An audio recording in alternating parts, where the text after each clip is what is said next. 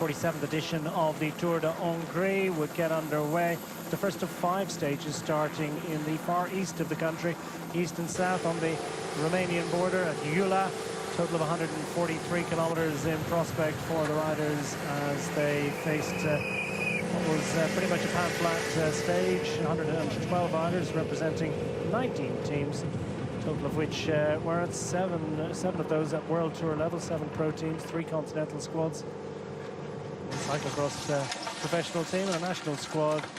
Problems in the early moments of the stage, just over 10 kilometers in, and this crash causing plenty of difficulty for a number of riders, all of whom were able to get back up on their bikes and resume and make their way back into the stage in various states of disrepair.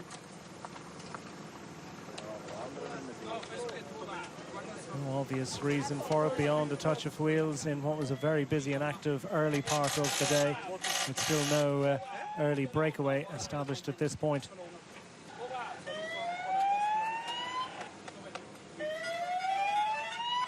A little clumsy, a little confusing, and a little painful for some. But ultimately, no lingering after effects as the riders got set for a chariot race conclusion to the day. Eventually, we got our early break established, and it was 2 riders from the Lidl Trek squad. Mathias Norsgaard racing clear, eventually to be joined by his young Danish compatriot and teammate Christian Ekholm.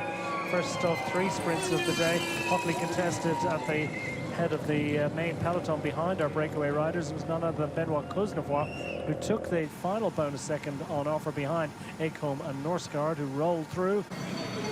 A long run to the day. The second sprint of the day, equally hotly contested in the main peloton behind our lead duo out front.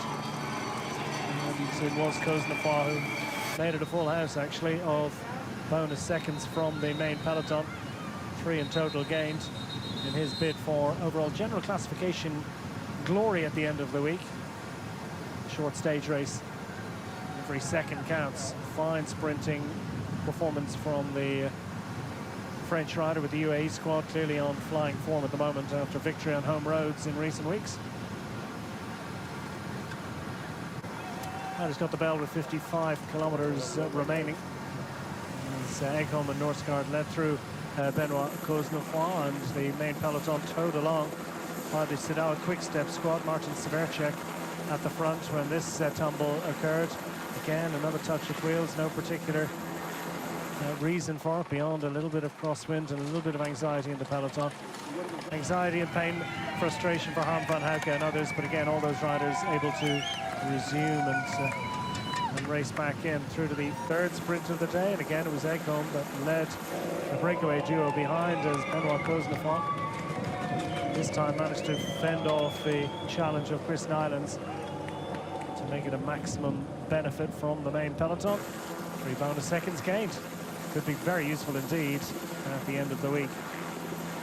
The final 10 kilometers, and the Sidao Quick-Step squad had Severcek and indeed Yves Lampart, joined by the likes of Vigard Stackel-Langen in setting the tempo on the front of the main peloton.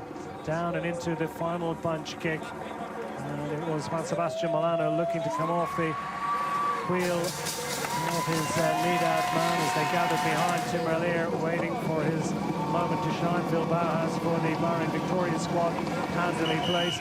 Max Canter and Fernando Gaviria also in line astern as they ran to the line, but it was no surprise that Tim Merlier got up to take the victory on day 1. His first visit to the Tour of Hungary, already a successful one. 33-year-old Belgian, delivering after a day of chasing by his teammates. Great lead-out action from the Sidao Quick-Step squad, and Merlier managing to tag on to the lead-out of Juan Sebastian Molano through and into the final 200 meters. Former Belgian and European road race champion. Timing his moment to perfection. Powering clear to a victory by well over a bike length. Closer to 2 bike lengths by the time they got to the line. Held aloft for Tim Merlier into the overall race leadership, the lead of the points classification, making it 3 wins from just 5 days of racing action in 2026.